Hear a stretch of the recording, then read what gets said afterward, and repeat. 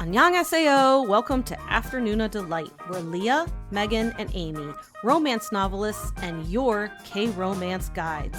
So grab some dekboki and listen to your new favorite unnies. Hey, everybody. Hello. Hi there. So Amy, you have some big, slightly unexpected plans this weekend. So what's going on? I mean, they're partially expected. Yeah, slightly unexpected. So I'm excited. I'm going to an author and reader event called Book Bash that is the first of its kind, I believe, hosted by my publisher, Sourcebooks. So I'm really excited. And it's in Lexington, Kentucky. And the conference is Friday, Saturday, and Sunday. When you guys all hear this, it'll be over. So I'm sorry you can't come. I wish you could. It's Friday, Saturday, and Sunday. And I was trying to take off as few days from the day job as possible because I'm trying to conserve my PTO. So I have a little bit left for the end of the year for the holidays. And so I was going to fly out Friday morning and come back Sunday night. And I have a friend coming with me who is playing the part of my assistant. I don't need an assistant, but assistants get into the conference for free. So she's a romance reader, so she's coming with me. Perfect. Yeah.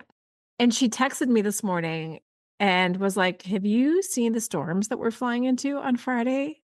I was like, no. And sure enough, it's supposed to be like storming all day in Lexington on Friday. So long story short is we got our flights switched. We're now suddenly leaving tomorrow morning. And I don't know how you guys are with packing. Like I'm a type A, I'm an organized person. But when it comes to packing, I do not pack until the day before I leave. And the day before I leave is supposed to be tomorrow. So I had nothing done. And It's 20 to 8 at night. And like I was just telling Megan, I'm like, I mean, like, it's not like I'm just going on a little like girls trip. Like it's an author event. So I have to like represent myself professionally. Like I need to like, I don't know, do my nails and pluck my eyebrows. Like shit, I don't know. But you can do some of that. Like you can do that. I guess what I will say is triage, because if you're getting there early, you've got that time. I do have tomorrow to fuck around. I do. Yeah. So get yourself cleaned up and cute tomorrow. Yeah, that is true. I have done that before where I've had to go to like some sort of writing conference or whatever. And I do my nails in the hotel room like the night before. Right. So like I get there, I have my and because I'm not like doing anything then anyway, I just do my nails and I go to bed. So there you go. Leah is right. Yeah, that is a good point. I do have tomorrow to just like get my head on straight. So which is nice now, though. But it's just the figuring out like what I'm gonna wear. Oh, I know, the worst. Drives me crazy. Because then on Sunday, I'm leaving the signing early to catch my flight back. So I'm going like straight from the signing to the airport. Oh, so like I want to be comfortable in the airport, but I don't want to like look like a like total schlub during the signing. So figuring that outfit out is tough. Mm-hmm. That's always the hard part because you never know, like, it's like a mix between looking professional and then being comfortable. Right. Especially if you're on your feet. I know these are not big problems, but they're my problems right now. So they're big for me. Leah, what kind of packer are you? I mean, what do you I guess I'm like, what do you think I am? think you throw stuff in your suitcase an hour before you're about to leave.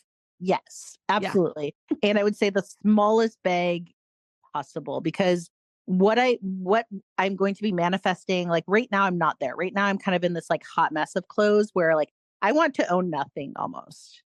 I want to have like very little, like a core wardrobe.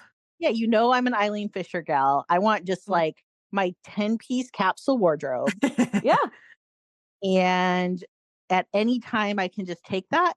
You are comfortable. You don't look like a schlub. You are airport ready, conference ready, day wear ready, night wear ready. It is all about natural fibers and monocolors. It's funny because actually my best friend and I have been talking a lot about that, about like capsule clothing. Like it's like staple pieces that you can mix and match, like, I don't know, your Barbie, and you can like mix and match all the clothes, but you don't have like an insane amount of clothing. I've definitely been trying to be, especially because like there's been so much talk about like the fast fashion and how it's like bad for the environment. And I was definitely like a fast fashion person. Not that I was fashionable. It's just that the fast fashion clothes are often cheaper and could be like statement pieces. And now I'm like, I don't care as much about that. And if Megan, I feel like I'm grooming you slowly. I know. You bought your Birkenstocks. I do think you're influencing me to just be totally granola hippie. Oh, I have to.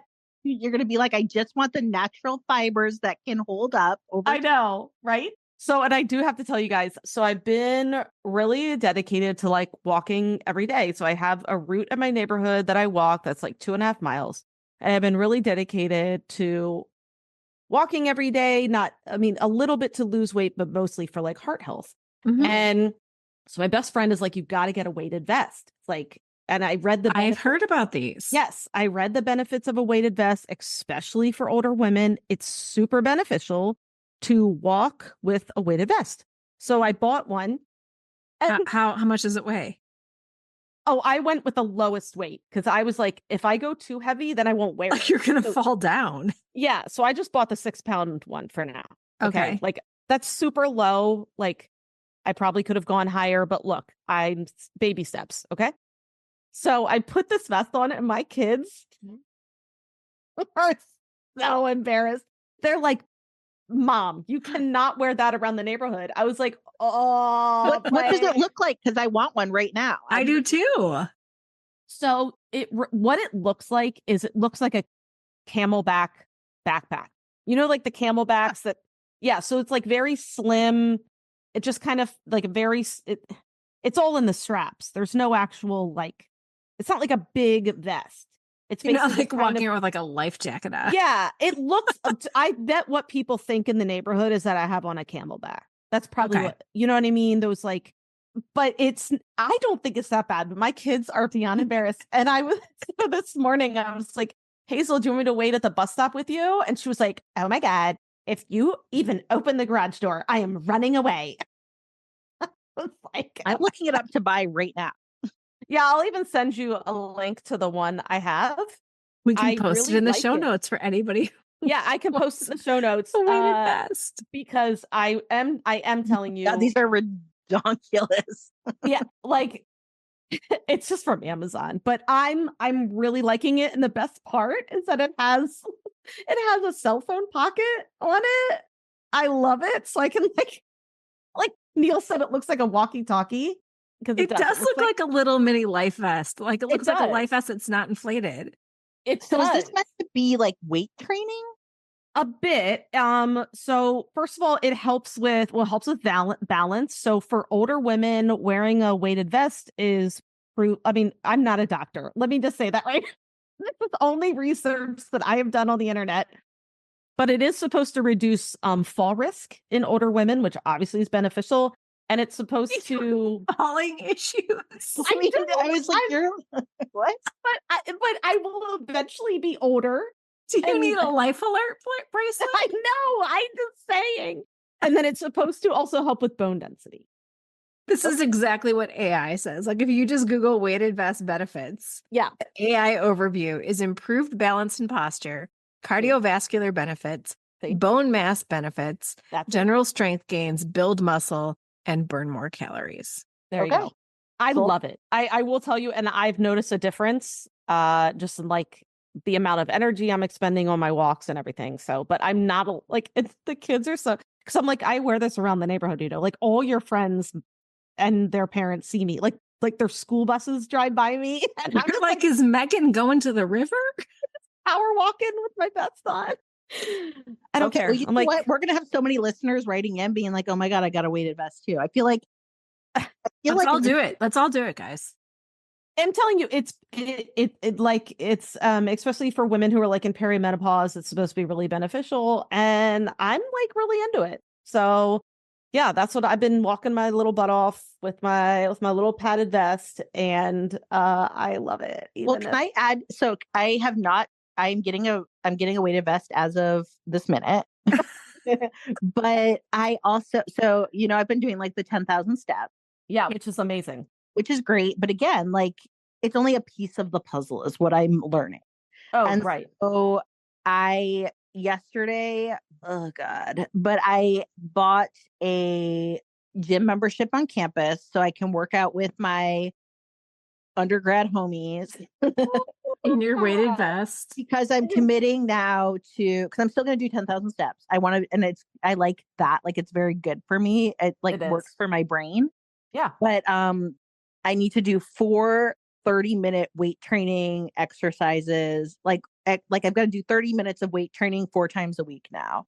And so Yeah. I got the membership so I can go and like basically hit the machines and like get the students to be like, show me how to lift the kettlebell. That is, I'm really proud of you. That's really good for you. Yes. That's So I'm awesome. proud of me too.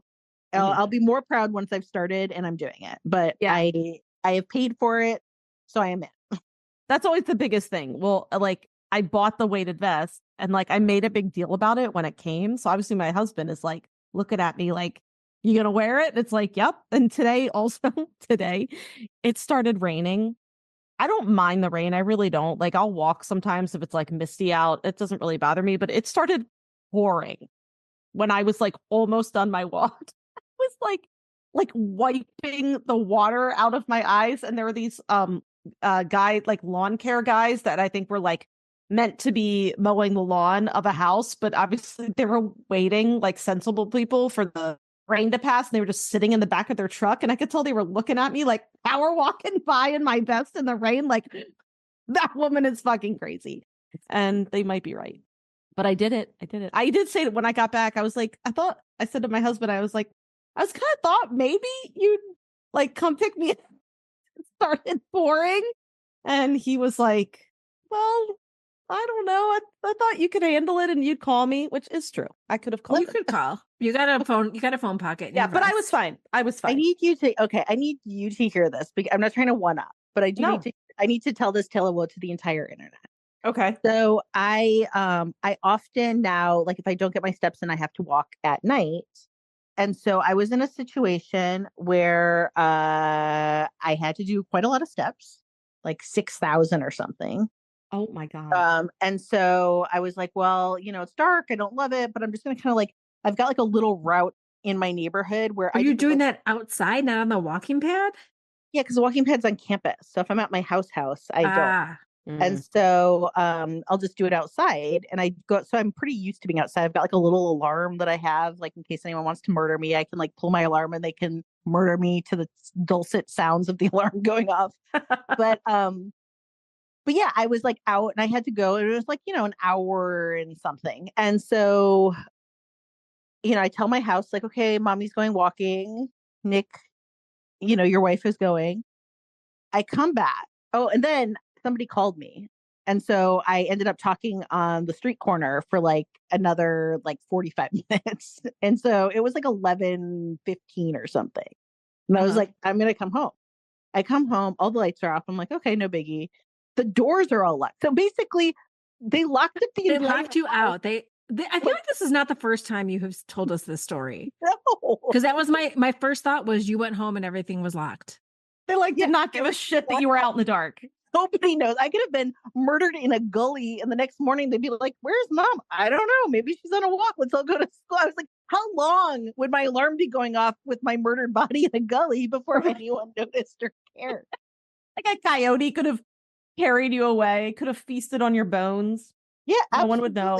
And so I ended up having to knock on the back door where my daughter sleep, like in like Bronte's room, to be like, let me in. What And the she wakes hell? up like, what are you even doing? I'm like, oh my God, I'm locked out of the whole house. I've been gone for 2 hours. Almost midnight. So and like the next morning, I was like, Nick, and he's like, well, what? I'm just going to sleep. So I think he didn't lock the door. He goes to sleep. My daughter systematically then locks up the whole house, and then everyone goes to bed. So I don't know. I was just laughing, being like, it's funny until like a coyote's eating my a coyote's eating my bones. And so just know if someday like I just never show up, be like, can someone look in the gully? Yeah. You want to know why that can't happen in the Midwest? There's no gullies? No, there's gullies. There's coyotes too. Because we all have garage codes.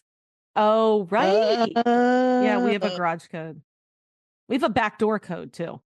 Oh, fancy. That I'm sounded- actually that about to sounded have a weird. front door code because I need to replace my front door knob, and so I got one with a code for the new one. Oh, If you were in no. Korea, there would be Yeah, door codes. Well, there'd be CCTV to watch me get murdered. There get also murdered would in a be- gully There to are the proper sound of your CC. alarm. But Let I me also, just say- and then I will let it go. Okay. I want to share this at some point because you have to see the visual. I think I'll share it on Instagram when this comes out. If I forget, remind me, because I kid you not, it is worth it. Like, Okay. it really is truly worth it. And I believe you may already know this story, but listeners probably don't. At one point, because my eyebrows are a little sparse, like they're sparser than I would like. I want to have like a full bush of brows, and I just don't. And so at one point, I went and got like my brows hennaed. And how they did it was they essentially she like did her thing, and then she was like, okay, it will look a little shocking. I remember this. Go home and in like an hour wash it off. I'm like, okay. I remember the I pictures looked in of the this. mirror and I look like Bert. I look like Yep. Bert from Sesame Street. Like the thickest black. I mean, like they just paint. I was like, wait. I was like, and she's like, no, it's not gonna look like that. That's just like the dye. That's just what we do. Like when you rinse it off, it'll look fine. So I looked crazy. And then I had to walk to my car and like just look like I'm Bert. Like I just look like I look like I took a magic marker and just drew brows on my face. So I saw the picture. Like I vividly remember this. Yes. I come home and my husband's eating a sandwich. And I just start to engage with him. No noticing. I did not know this. I don't Not at all. I spent he just went back to work. And I was like, I don't even know what to do. So I cleaned it up. And then I sent him the picture and I'm like, did you? And he's like, I had no idea. None. Oh my God. I looked, and so I will show a picture because I think everyone might be like, oh, that's funny. But like, haha. No, it was is very noticeable. Absurd. Like at that point, I was like, am I a human doorknob? I do not understand like how you did not notice this because it is, yeah. And so I need people to see it because every person who's ever seen the photo immediately laughs at me. You should wait, is microbladed the one where it's like a really faint tattoo? Yeah, I've thought about doing that. And then also I have a friend who did it. And honestly, she's really happy with the results. They look really good. Yeah, I need to just spend some money, but yeah, I will. And then in COVID, I also bought hair extensions once because I was bored. And so I put them in and my hair was like 3 feet longer. 3 feet. Nothing. I had like a full extra, like I looked like a lion. Oh my God. I don't know. I don't know if people notice that or not. Anyway, Anyway, I'm going to segue us because we're like 18 minutes in here. so what I was going to say is, I guess I should do something and give him a second chance. There you go. That's what I was looking for. There you go. That's what I was looking for. Way to go. Rolling right in to a trope talk. That's what we're doing today. And today's trope is second chance romance. Now, I think it is probably very easy to define. It is what it says, but just in case second chance romance is new to you, I like this short and sweet definition from Book Riot, and it is: second chance romances are the true high wire acts of the romance genre. By definition, they follow a relationship that dissolved at some point in the past, and new circumstances are giving that love another chance to blossom. Has the ground underneath that relationship undergone renewal and restoration, or are we talking about a scorched earth situation? Therein lies the tension. Wait, what's this from? Oh, Book Riot. Book Riot. That's Yeah. I really like that. That's good. Yeah. So basically, it's a romance that happened, dissolved, and is getting a chance to happen again. Does this trope appeal to you? And, where does it stand in your ranking of trope love? So when I first started reading romance, second chance romance was my least favorite. And I think it's because one of my favorite things about romance is I absolutely love the meet cute. But the meet, like I want insta lust. Like I like the insta lust. I'll even take insta love, like for real. So I love where theoretically in my head, like everything slows down and their eyes meet from across a crowded room and like, boom, that's it. And they like, that's like my favorite type of thing to read in a romance novel. But once I kind of got over that and kind of like gorged myself on like meet cutes and everything, I started to obviously want more variety. And now I love second chance romance. And I especially love K-drama second chance romance, which we'll get to. But now I find so much value in second chance romance. Maybe it's because I'm older too. I don't know if that has anything to do with anything. Maybe just like the idea of like fixing something in your past or something like that appeals to me. And there still is a meet cute, right? Yeah, With the second and chance romance. that's another thing too. There's still, and actually one of my It's a absolute re-meet favorite, cute. yeah, one of my absolute favorite meet cutes I've ever written was a second chance romance. So I do like it. And I think one of the reasons I like it is I think it pairs well with one of my other favorite tropes, which is enemies to lovers. Yep. So I think that often is the case. I mean, of course it cannot be, but generally there seems to be like, there's been some sort of like a breakage. And so you end up having to have that like tension of like reuniting with the past. There's like familiarity, but there's also uncertainty. So I like it because it's kind of like the mind fuck. And I do like that mind fuck. And then you also get to like reconcile history. You get to confront old wounds. And so, yeah, I like it. I think I'm not like opposed to Insta Lust, but like it's definitely not my favorite. I would say if I had to pick between like an Insta Lust versus a second chance, I'm probably going for the second chance just because there's generally like more pain. And I like that. Yep, that makes sense for you.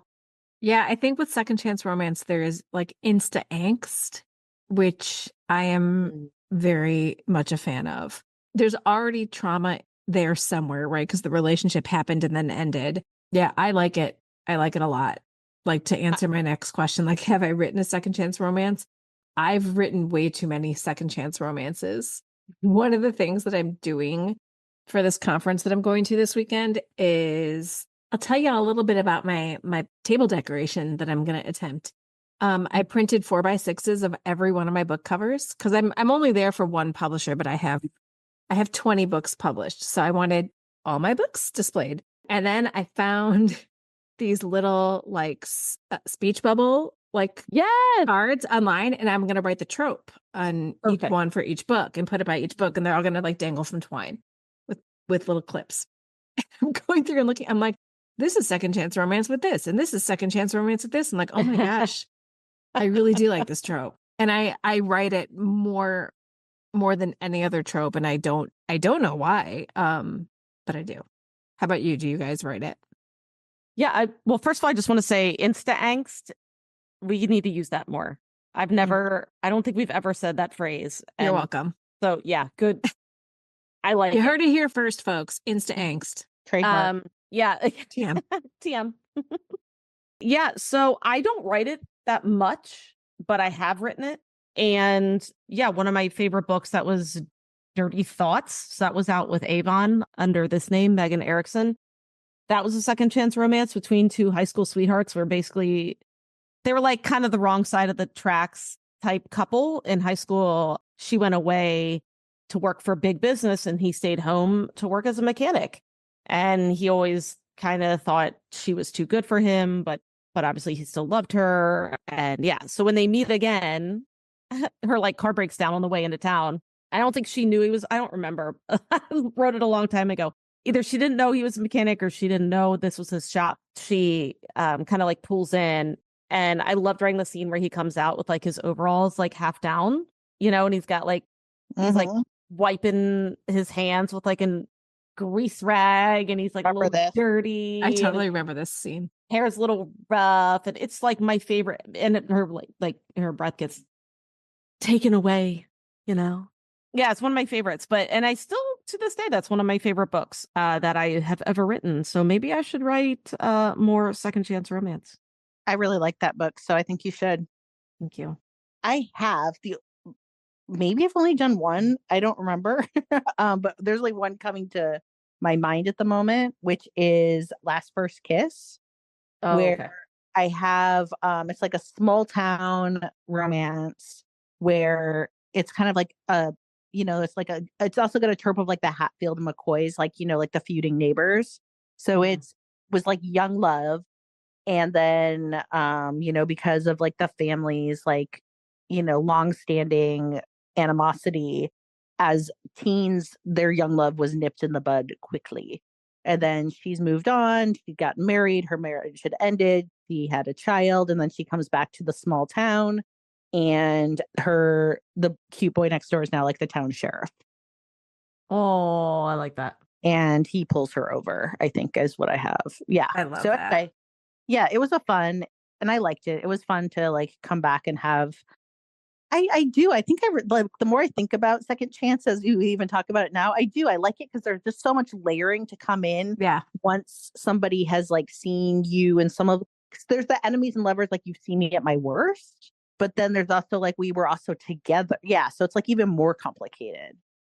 Well, I think the thing about second chance romance is, I mean, a lot of romance is fantasy, right? I mean, at its core, not all, but a lot of what we're reading has a fantasy element to it. And I think even if, like, I'm happily married, I don't want to go back to any of my old boyfriends, but yet I think there's always a sense of like, what if?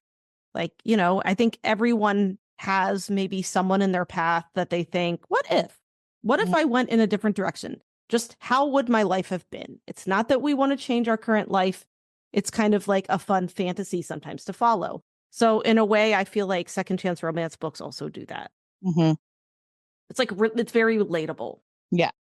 I was just realizing that, if anybody's wondering which of my books are second chance romance, there's several, but 2 of them have second and chance in the title. 2? Oh, really? 2. Oh, don't you have Second Chance Cowboy? I do have Second Chance Cowboy, which is a second chance romance between high school sweethearts who are estranged, and there's a secret baby issue. That's Second Chance Cowboy. Then I have Second Chance Garden, and these are with different publishers. And Second Chance Garden is not a cowboy book; it is a small town romance between high school sweethearts who got separated when the hero, due to some fallout from some grief after losing his mother, winds up in prison for a little bit. I don't think I knew that about that book. Yeah. That's cool. Yeah. Similar titles, not similar stories at all. No secret baby in that one.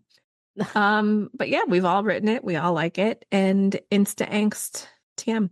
Insta Angst. I love it. What is a favorite book that you've read that features this trope? I can go because I have one I immediately thought of. Okay. Yeah, go ahead. Okay. So this book has been around for a while and it is absolutely gorgeous. And I'm pretty sure neither of you have read it because it's historical. And it's called Private Arrangements by Sherry Thomas. And Sherry Thomas is phenomenally gifted writer. She just knows her way around a word. And I'm pretty sure, like, it's been a little while since I've like thought about her, but I'm almost positive that she was a Chinese immigrant who also, I believe there's something where like she taught herself English through reading, romance. There's something like, I don't want to like speak to it, but I remember there was like something with that, I think. If not, don't at me, but I'm so positive in my head that I'm sure that's part of the story. But she is a beautiful writer. And this book is very much about like a couple that had slightly an arranged marriage and it had a lot of passion in it and then it fell apart. So, they were kind of like the ideal of London society and they've been seen to have this like amazing relationship mostly because they've lived on separate continents. So like at a time when like marriage of convenience was kind of like the norm, they were seen as like, yeah, they both lived their full lives completely separately for 10 years because of big reasons. And finally, one of them wants out to kind of pursue new adventures. And it's what happens when somebody's like ready to like end that like stalemate essentially. And what I'm going to say is like, this is like an enemies to lovers second chance and they are mean. And so this isn't like a little bit enemies to lovers, like they're vicious with each other. And so I like when books kind of like go there extra. Like they're not just kind of like, ooh, I don't like you. Like you're just like, holy shit. Like both of you are like kind of very gray characters. And so it makes it more compelling because like, yeah, she's just willing to like really take them to like some fairly dark places, but then like they really have to like earn their way back to each other. So that is called Private Arrangements by Sherry Thomas.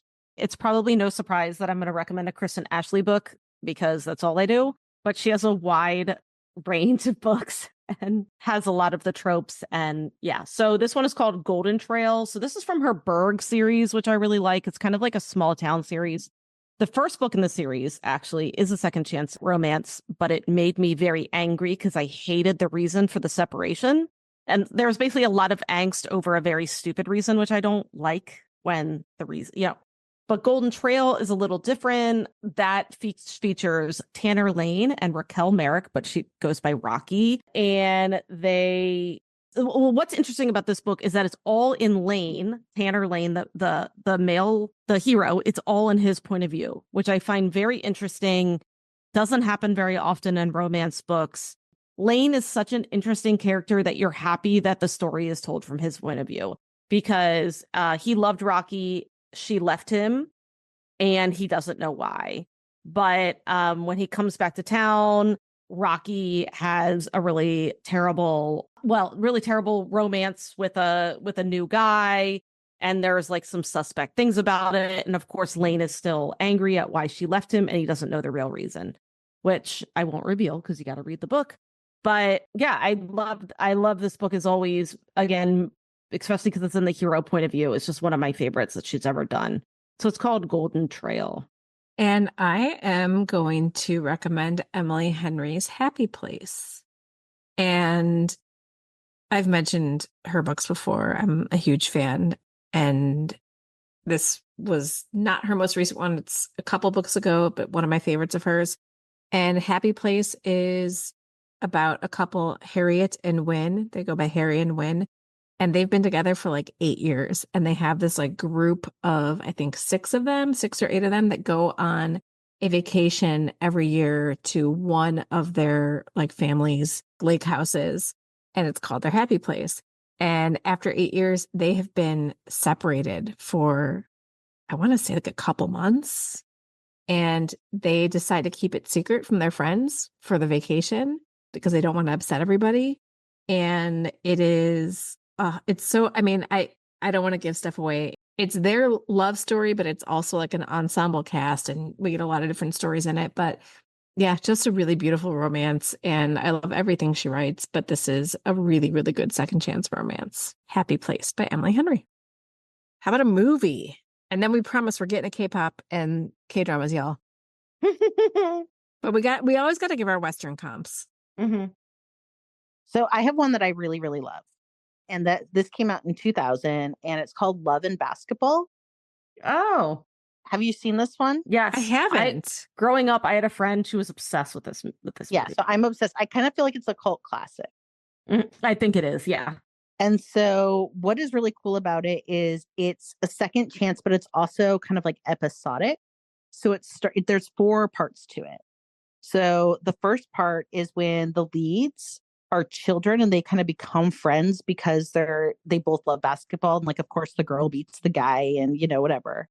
And then there's like in high school where he's like the like big man on campus and, she's like trying to like do her sport, but, like they're not together yet. Then they kind of like have like a coming together and there's like pressures about like being in college and their lives and kind of like that like coming of age, like new adult stuff. And they end up breaking up.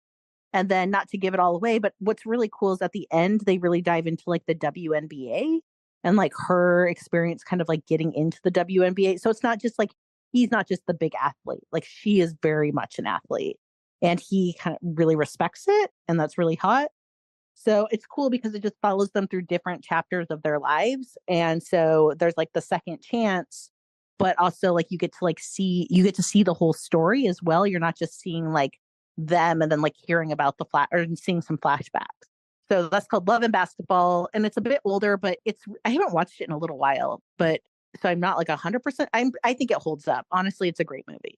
Yeah. Like I said, I do think it's more of like a cult classic for sure. So actually, I'm going to mention Forever My Girl. So this is a movie that was actually based on a book by Heidi McLaughlin, who we shared the same agent for a while.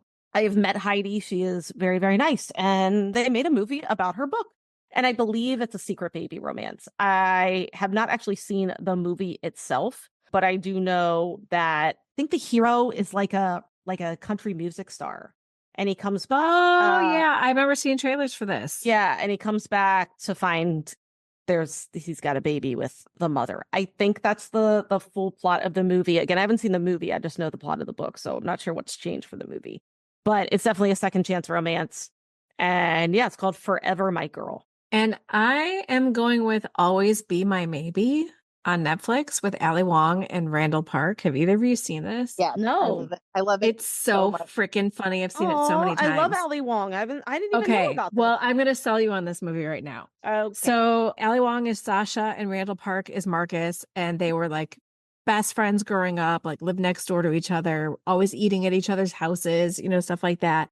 And she moves away, becomes like this big, like famous like chef. And she comes back home to open a restaurant, breaks up with her fiance, had this really high profile relationship, breaks up with her fiance and strikes up a friendship with Marcus again. And Marcus, who is a like 30 something, still lives at home, works for his dad, drives like his old beat up car that they had sex in when they were teenagers and, still trying to like find his place in the world.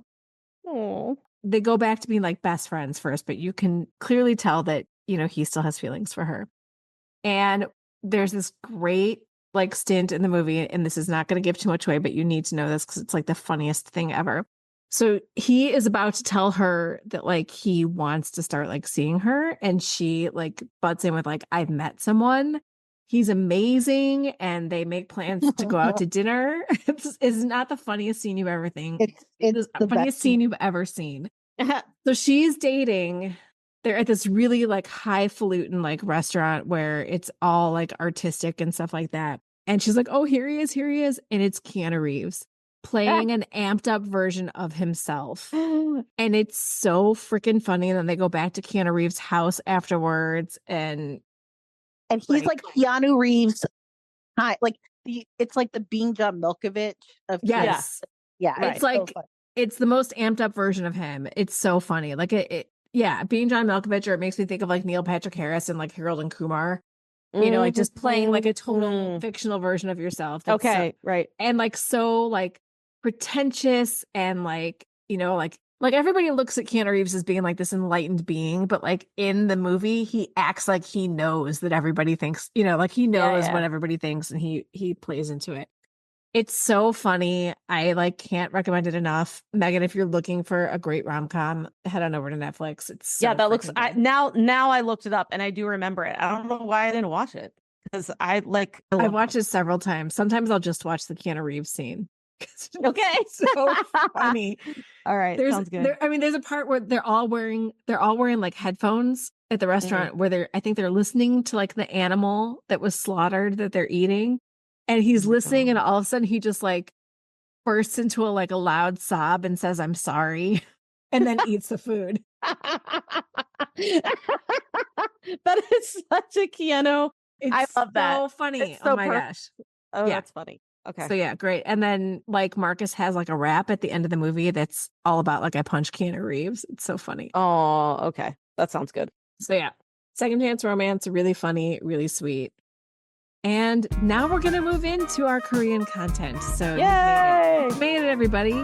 You made it. Let's start with the KPop Rec of the week. Yeah, I'm actually really excited about this, and I know Leah will agree with me. Hwasa. Oh, yeah. Yeah, our favorite from Mamamoo has a new single out. So she does some solo stuff from Mamamoo, and as some of the other members do as well. And this one is called Na, just N-A. It is delightful. Hwasa just exudes power and femininity and confidence. I just love her. I mean, her last single was really good. It was called like Love My Body. So again, I love that as well. This like body positive song. And then Na is just powerful. It's so powerful. The dancing is great. Her outfits in the music video are crazy. I think it's filmed in Paris. Yeah, and she's just really good at like grabbing her butt. She's really good at grabbing her boobs. Like she just owns her body in like really fun ways, but like also like there's nothing cutesy about it. No, she's very much like a woman, like a mature woman with a mature woman's body. Her beauty standards are kind of not what Korea, I think, sees as necessarily beautiful. She's very curvy, especially compared to some of the K-pop idols you see. She's just different, and they're all beautiful. But I think it's nice to see a little bit of body diversity. So I love her. I love the song. Aaliyah and I had been talking about it over DMs because we're both into it and we're both into her. So yeah, it is called Na, which is just N-A. Because I think it's like, she's like, na, na, na. I think that's what the song's from. Anyway, and it's by Hwasa, which is Hwasa. Awesome. Thank you much. And now we've reached the K-drama portion of our program. As always, we will try our best to be as non-spoilery as possible. But when we talk about how a drama treats a trope, we obviously have to give some of the secrets away. But we'll do our best to warn you. But just know now that you have been warned a little bit. So let's start with contemporary dramas. What's a contemporary or at least non-fantasy based second chance romance K-drama that comes to mind? That was a mouthful. I know. Sorry. No, well, because so here's the thing. So I wrote the script for today, and I remember so Megan put this episode on our calendar, and I was like, great. We haven't done a trope in a while. This is great. But my first thought was, I can't think of contemporary second chance romances in K-drama as much as I can like fantasy and like time travel and stuff. So yeah, contemporary for me, contemporary examples were a little hard to come by. Uncontrollably Which is funny fond. because then for the other ones, you took everyone. I'm like, I don't know any other. No, I didn't mean to take them all. Like I just threw them in there if people wanted to know. I wasn't taking them all. I was like, I don't know. No, I was just giving stuff for people to talk about. Okay. I wasn't going to say all of them. I was just making a list, checking it twice. Yeah, no.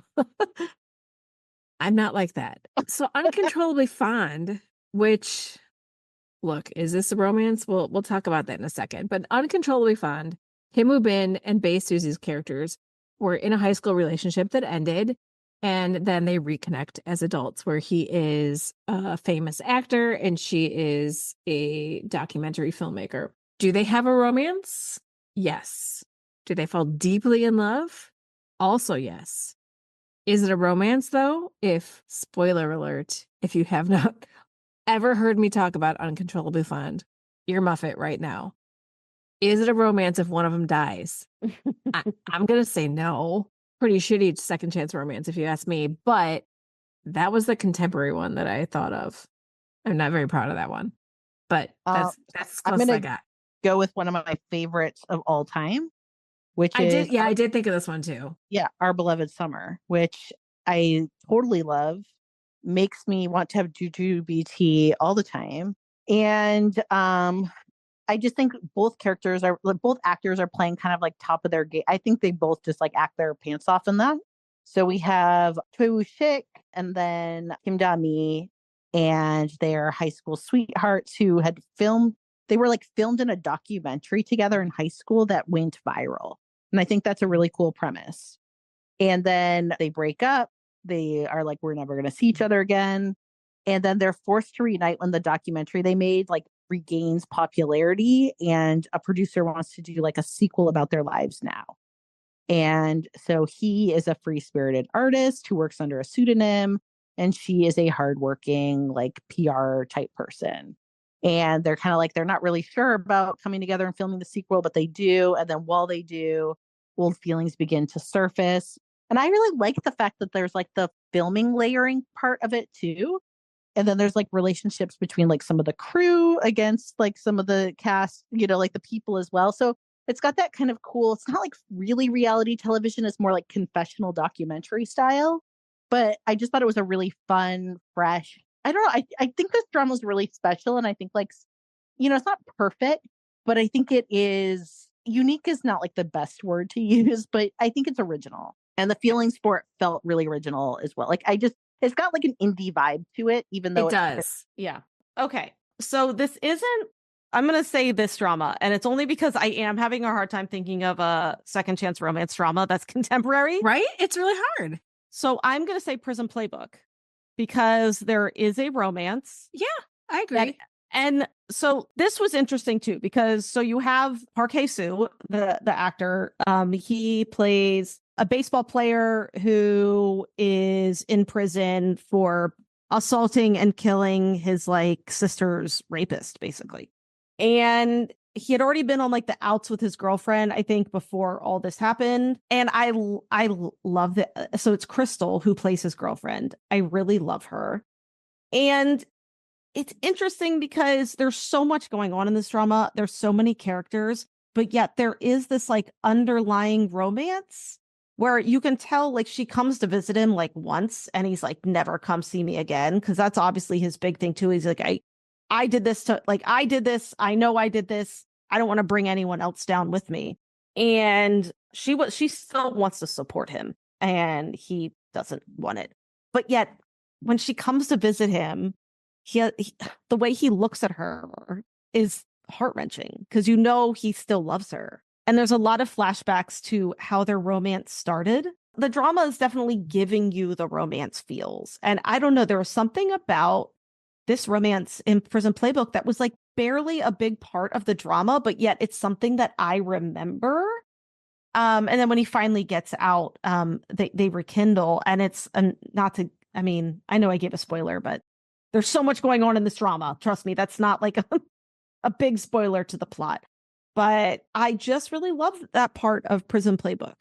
Yeah, speaking of that sort of series of dramas, another one that I kind of thought of was Hospital Playlist. But I feel like it's a stretch because, and I'm talking about like Ik-jun and Sung-hwa, like they liked each other back in college, but they never really sealed the deal. You know what I mean?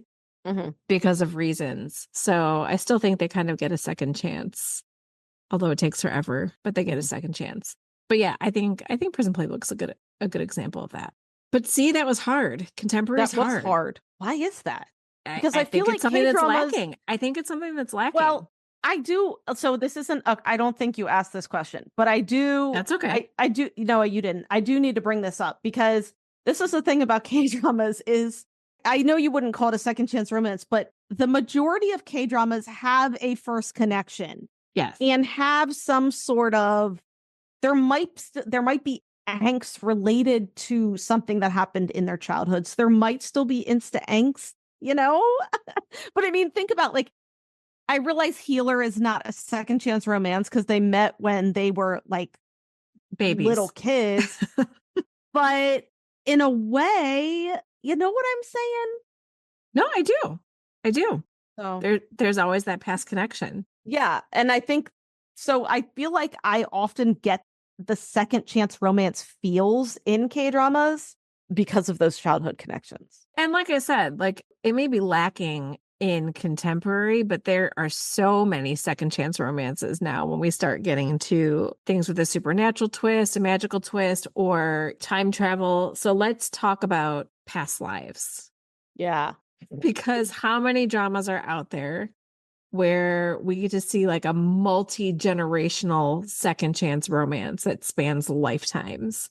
I mean, my be all and end all, Goblin, you know, we've got a couple of different examples of it there. And can we spoil Goblin? Like, can we assume everybody has seen Goblin? I mean, what are you doing if you haven't? I don't know what to say anymore. We're going to spoil Goblin. We've spoiled Goblin before. Okay. Spoiling Goblin right now. Sunny and Reaper. Like that is a phenomenal second chance romance that doesn't get it right until a third chance, actually. I love it. I love it so much. I mean, is Tail the Nine-Tailed a second chance? When you end up with fox speeds, I don't know what's happening. No, I think it's definitely got a yeah, for me, it's a full second chance. Right? Past lives. Yes, of course. That's Gia. Yeah. But Gia doesn't know that she's... It doesn't matter. Yeah. Yeah, it doesn't matter. I think she knows deep inside, somewhere in the fox speed of her soul. Yeah, it's like if a tree falls in the wood and no one hears, did the tree fall? Yes, it did. If you were resurrected and don't remember, you're still like, you know, he remembers. Yeah. Right. The soul remembers. I mean, I would say for me, like in his mind, it was a second chance romance for sure. He was like, I get a second shot at the love of my life now that she's been reincarnated hundreds of years later. So there you go. Yeah, I mean, See You in My 19th Life is an interesting one because it wasn't really a romance, but right? Because like the initial meeting between An Bo-hyun and Shin Hae-sun wasn't a romance, although It was like was kind of first love. kind of was. Like It was preteen first love.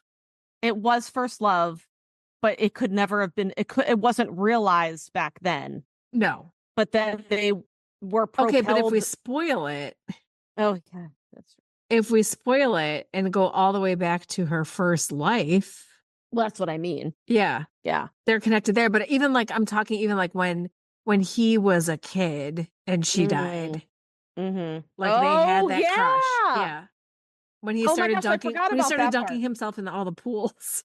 I forgot about that part. He definitely was in love with her. Yes. He was too young. He was too young, but if he as much as he understood of love, he loved her in a way that like he didn't love his mom. Like it wasn't that he knew it was a different right. It was a different kind of love. I forgot about that. Things. He felt things in other places in his body with that kind of love. He's like, something moved. Oh. And then he played himself as a teenager at 35 years old. And that's when I got angry. That's You in My 19th Life. All right. Well, now let's go to time travel. Some of us love it. Did Leah do a? Oh, sorry, Leah. Did you want? I think you did enough for me. Okay. But I will take the lead on this one.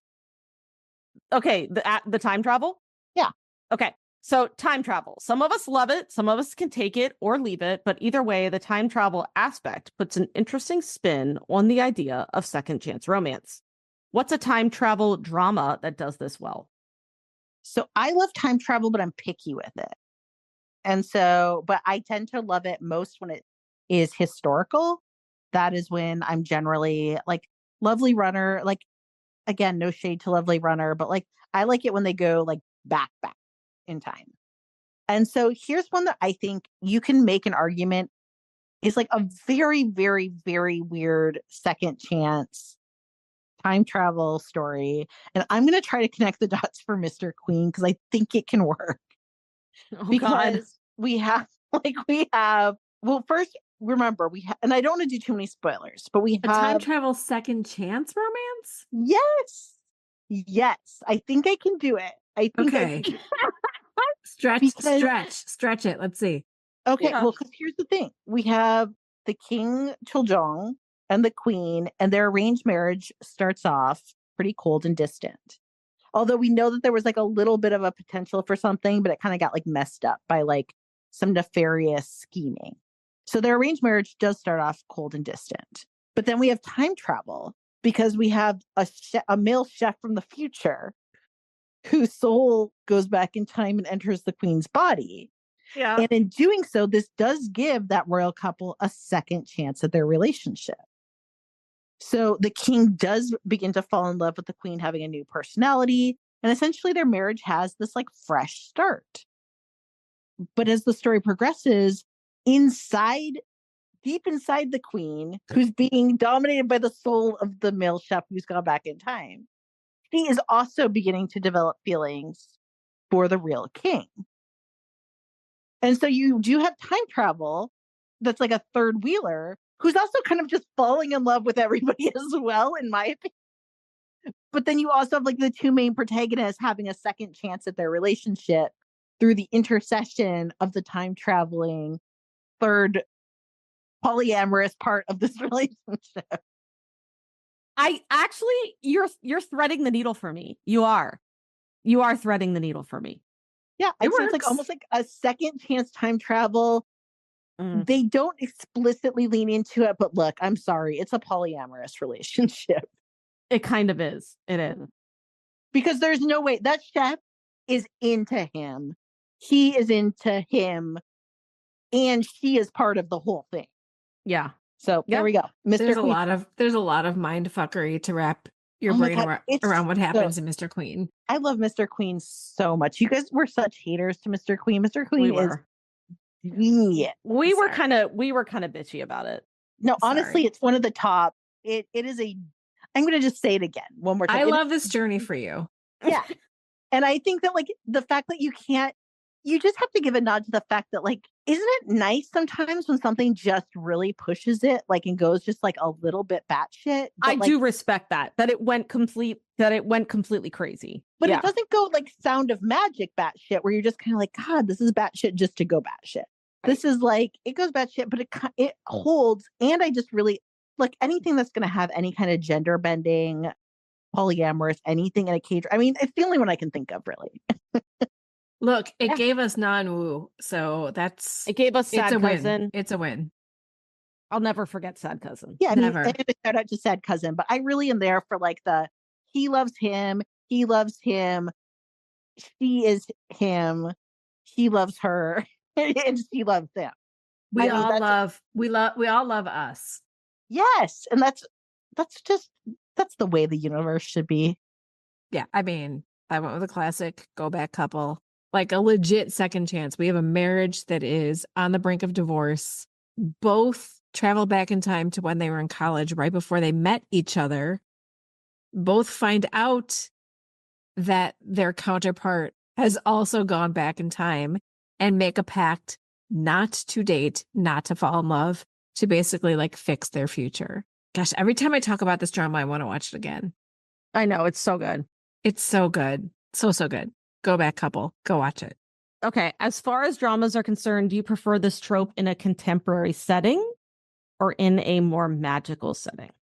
I love a historical time travel. Take me back to some sort of like Joseon Goryeo time. Bonus points if there's polyamory. Bonus points if everyone's inside of each other, just fucking through layers of being. Oh my God. I mean, truly, I can't think of, I mean, I don't even know. Now I'm back to like, maybe Mr. Queen should be in my top 5, really. As I talk about it, I'm like, I just love it. You know, is season 2 of Alchemy of Souls a second chance romance? Maybe. Yes, 100%. Yeah, I would say yes. 100%. Mm-hmm. Look, here we go. Look at me thinking of stuff. Absolutely. Yeah, I love all of the fantasy versions of it and the past lives version of it, the soul swapping versions of it. I think we need more contemporary versions of it because I do think that is some good built-in angst. And I think that's kind of the trick of K-drama, like a challenge that I'm throwing out there. And I know all you listening are going to come up with some other ones contemporary that do have second chance romance that I haven't seen. And I agree that there are some out there. As I was researching, trying to find which one I was going to talk about, because I really couldn't think of one off the top of my head. But I'd like to see more contemporary. I'd like to see more where it's not just that you have that childhood connection.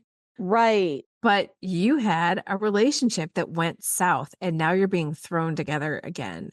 I love it. I love that tension. Yeah, I actually did forget to mention another one. It's a BL called Our Dating Sim, but it's still not close enough for me because that's where the boys are in high school. It's a BL, Korean BL, and the one confesses that he likes the other on a rooftop at graduation and then runs away. Anyway, like he just takes off. And so the other guy never gets to like reciprocate because he had planned on it. And then they meet like, I don't know, 5 years later, and at the same workplace. And then that's when they like really actually have a romance. So I would say the same thing. I love good angst, and I love a good time travel, past lives connection. I adore past lives connection. But I would really like some contemporary. And I'm talking like, I don't know, even like rekindle. Like you broke each other's hearts. And now you're being thrown together again. Yeah. You know what? Just because, again, someday the universe is going to hear us. Someday we're going to befriend a K-drama writer who will listen to us. This is the Idol Bodyguard. Second chance. Oh my God. Oh my God. Imagine like guard the person after. Yeah. Oh my God. Yes. Yes. So maybe the bodyguard man, maybe he was like the bad boy at school and she was being bullied and he protected her, but he was like really gruff and mean about it, but he still protected her. And she like never forgot about that. Maybe she like didn't have a lot of money. You know, she was kind of like a little bit of an outcast, but then she turns into this like beautiful swan of a K-pop idol, and he's her bodyguard. But Like, we still don't have the second chance romance yeah. there. Oh shit. You're missing the trope. I'm missing Megan. the fucking point. You're okay, just so like maybe, bodyguard.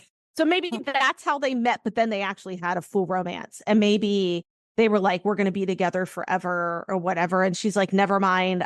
Or she's like, wait, I have this dream of being an idol. Yeah, and then it's like in Duna, where like her manager's like, you got it. I'm taking your phone. You'll never talk to him again. And they're both heartbroken. And then they got, but she could never tell him why, maybe. Yes. So he's pissed at her. And then he has to protect her. Yes. Yes. Let's get it done. Oh, it's so hot. And like, so they've already had like their first kiss. And then there has to have been like what happened was like she's like, I'm never I'm never gonna leave you. And then like with their like separation, like he's like waiting somewhere. Like maybe he like had to do something at great risk. There's like some sort of big thing where he puts everything on the line and like maybe like even like loses an opportunity for himself to like be there for her. Right. And then like she doesn't show up and he loses like everything. And so he's gotta be like, because it's gotta be like soul pain too. Like what if he's like, you ruined my life. This is awful. What if when he's gone, his house burns down and everyone in it? No, oh my God. No, Jesus Christ. We don't kill grandma. Grandma's like a little. My Halmoni is dead because of you. But let's get it on. No, I think it would be like like maybe it could even be like exams and like he doesn't do his like school. Like he's like smart too. He doesn't do his exam. And then like can't get into the school that he like, like, and his family and he never hears from her. And his family was counting on him. He doesn't get in. So he like joins the armed forces or whatever to like, pay for his Halmoni. And yes. You know what I mean? But he's not like the lawyer they all expected him to be or the doctor. See, this would be great too, because let's say she's like an older idol. Like we're getting to like the end of the spectrum for her. Okay. So I'm talking like early 30s. Because I'm not saying that's the end of the spectrum, but in Idol world. Okay. So she has like one last hurrah, maybe one last single. Actually, I think we just start to do, this is where we borrow then from other places where it's like, maybe she thinks she does, but she still has more. So she thinks she's at the end. Yes. But we're going to have her not be. But he gets to have his dream too. He has to have some dream. And then there has to be like forced proximity. Like he didn't sign up. Like somehow he doesn't sign up or he does. Like there's got to be some reason. What if they get snowed in on tour somewhere? But like, and he has to like join her company for some reason. Or maybe he's a bodyguard just for like, he could be a bodyguard at a company.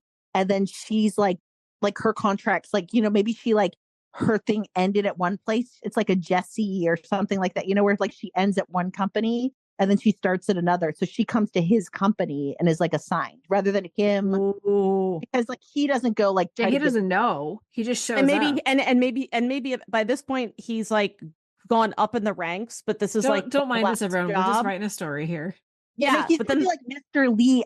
So I know you're not into the BTS universe that much, but their main bodyguard is everywhere, and he's like a cult classic. He is like taciturn. He yells at everyone, and he is literally everywhere. Like he was just at Gucci and Milan. Like anytime you see BTS, Mr. Lee is there, and he is like fucking bringing home. Like he's just like master of business.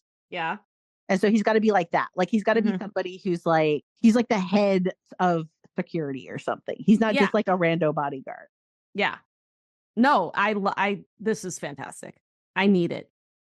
And then she gets traded in and she's got to do like a high profile tour thing and they assign him to her. And he's just like, what the fuck? And he can't fuck it up because this is like a very high profile job. Yeah. Yeah. And maybe, and then this also gives them way to have, this is how you get to have your stalker subplot and it actually makes sense. Oh. I did not. I'm like that gasp was like legitimate. I'm excited. Yeah. So and then we can have a moment where he has to like pick her up off stage in her like beautiful outfit and carry her off and like give zero fucks. So an actual Kevin Costner Whitney. Kevin Costner. Yeah. I want a replication of that. Yep. With the music. She's singing I Will Always Love You. Yeah. Of course. All right. Well, that is quite a way to end our second chance romance trope We talk. just wrote one for you. Yeah, we still did a little made up one. Put it out there into the universe. Give us a bodyguard second chance romance. Okay? Hey, Drama Land? You don't have to kill his family in a fire. I'm sorry. Please don't kill his family in a fire. Like, scratch that from the record. Hey, what a K-drama do How do you then spend your life with the person who is responsible for you ditching your family while they burnt in a fire? Oh my God, this is how my demon ends. See that? This is my demon right there. See? What is it not K-drama appropriate? I'm just going off the genre. Leo will hate it. I'm gonna be with my demon lover forever, and my parents can burn. And he's still gonna just be a demon. Right. And your parents are still burning every day. In hell. Over and over again. Like Sisyphus.